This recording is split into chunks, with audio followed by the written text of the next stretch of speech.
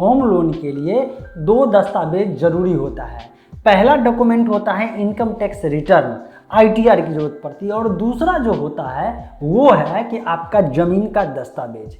Income tax return के बारे में तो बहुत जगह इंफॉर्मेशन मिल जाएगी, लेकिन जब बात करेंगे कि जमीन की दस्तावेज, और वैसे में जब जमीन जो आपका या तो पैतृक होगा या जमीन आप किसी न किसी के साथ मिलकर के खरीदे होंगे, तो ऐसे कंडीशन में जब आप बैंक के पास जाएंगे तो कौन कौन से प्रॉब्लम झेलना पड़ेगा, और ये बात समझ जाएंगे तो जाने से पहले या उस प्रॉब्लम को आने से पहले ही उस चीज़ को आप खत्म कर देंगे। आपको पता चल जाएगा कि हाँ, अगर इस तरह से ज़मीन का दस्तावेज बना ले या ज़मीन के दस्तावेज में कुछ चेंजिंग करवा ले तो फिर जाकर के आपको लोन में किसी भी टाइप का दिक्कत नहीं होगा। अगर आपको ज़मीन के दस्तावेज के मामले में समझना है तो वीडियो को कंटिन्यू देखिए, अदरवाइज मेरे दूसरे वीडियो है उसको देख सकते हैं। हेलो दोस्तों, मेरा नाम है अजय और आप देख रहे हैं एज इन्फॉर्मर। आप सभी को मालूम है कि घर बनाने के लिए बैंक होम लोन देती है, और वो लोन जो है उसका रेट ऑफ इंटरेस्ट बहुत सस्ता होता है ना। तो ऐसे कंडीशन में सभी लोग की इच्छा होती है कि यार अपना घर रहे, लेकिन सब जानते हैं कि घर बनाने के लिए बहुत पैसे की ज़रूरत पड़ती है, और इतना पैसा एक बार में न मिले, बेहतर होता है कि लोन ले ले, और दूसरे टाइप के लोन लेंगे तो रेट ऑफ इंटरेस्ट ज़्यादा होगा। अगर होम लोन लेंगे तो घर बनाने के लिए स्पेशली मिलता है तो सस्ते में भी मिल जाएगा। और जब चलते हैं लोन लेने के लिए तो आप बैंक में जाते हैं तो वहाँ पे देखा जाता है 2 डॉक्यूमेंट एकदम नेसेसरी होता है यहाँ पे।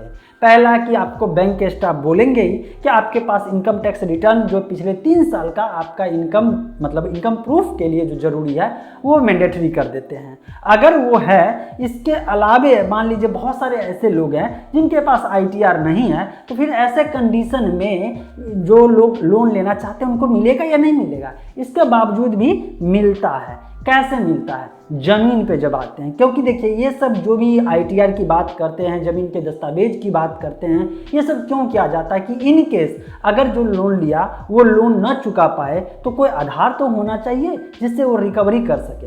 तो ऐसे में लोग जो जाते हैं होम लोन के लिए उनको ज़मीन के दस्तावेज मांगा जाता है। अब ज़मीन के दस्तावेज में 2 कैटेगरी से आपको लोन मिलेगा। पहला ये है कि आपको ज़मीन को रजिस्टर्ड मॉर्गेज करना पड़ेगा।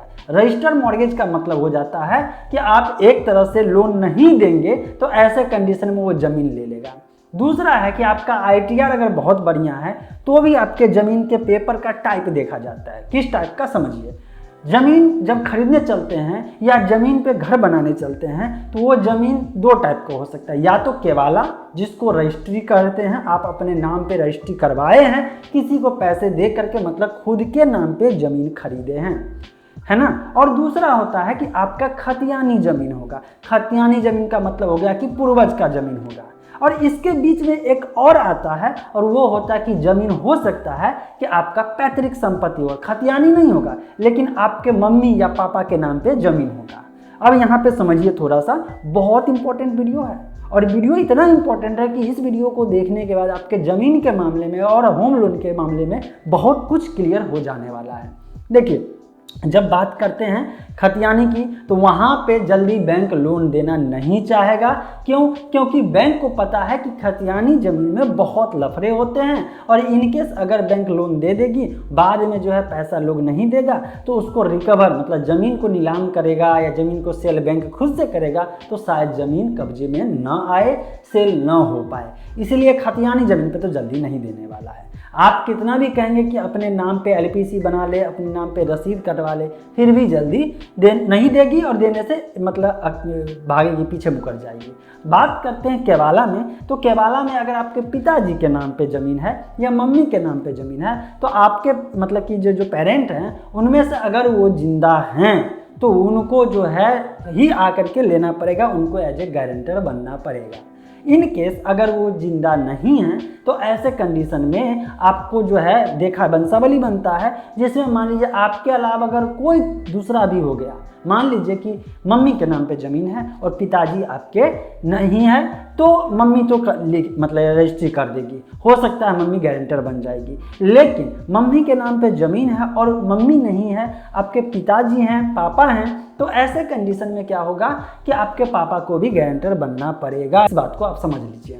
तो ऐसे में फिर से प्रॉब्लम आ जाएगी, आपको लोन मिलने में दिक्कत होगी। क्यों? क्योंकि ज़मीन आपके पैतृक वाला है, आपके मम्मी या पापा के नाम पे है, जिस कारण से आपके नाम पे ट्रांसफ़र नहीं हुआ है। यहाँ पे एक लफड़ा लग गया। चलिए, अब अगर आप चाहते हैं कि नहीं सही से हो जाए, तो ऐसे में आपके पास ऑप्शन यही है कि आपके नाम पे आपका जो भी है, मॉम है, डैड है, दोनों में से अगर एक है, दोनों है तो बहुत अच्छी है, तब तो आसानी से हो जाएगा। लेकिन अगर नहीं कोई एक है, तो ऐसे में वो रजिस्ट्री करेंगे आपके नाम पे निजी होगा, तब जाके लोन दे देगा। तो ये लफड़ा तो समझ गए। तो इस तरह से आप अगर पेपर को सही करना चाहें तो कर सकते हैं। अब आते हैं दूसरे तरह साइड से।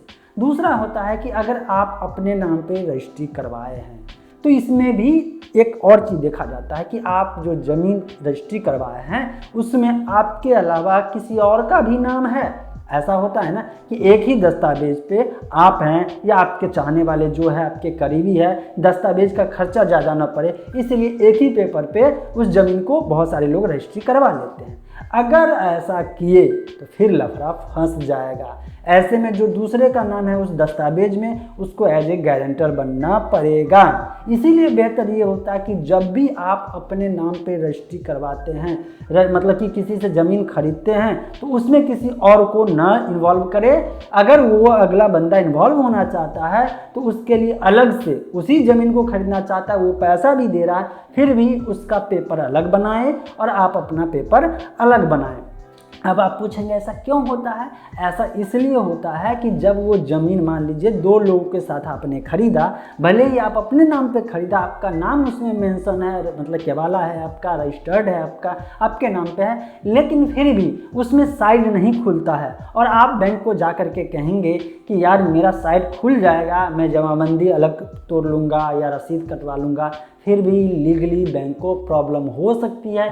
इसलिए बैंक इस चीज़ से भागती है, पीछे हटती है। आपको अगर लोन लेना है बिना किसी दिक्कत का, कभी कोई लफड़ा ना आए, तो जब भी आप रजिस्ट्री कराए अपने नाम पे, तो इंडिविजुअल आपका ही नाम होना चाहिए। और जिसके नाम पे रजिस्ट्री हुआ है, जिसका ज़मीन है, अगर वो लोन के लिए अप्लाई करता है तो उसको होम लोन बिना किसी दिक्कत को मिल जाएगा। आपको किस टाइप का दिक्कत आ रही है होम लोन के लिए, आप कमेंट में ज़रूर लिखें, ताकि अगर उसका सॉल्यूशन अवेलेबल हो तो मैं एक और वीडियो बना करके आपके सामने रख सकूँ। मिलते हैं फ्रेश और अपडेट इन्फॉर्मेशन के साथ नेक्स्ट वीडियो।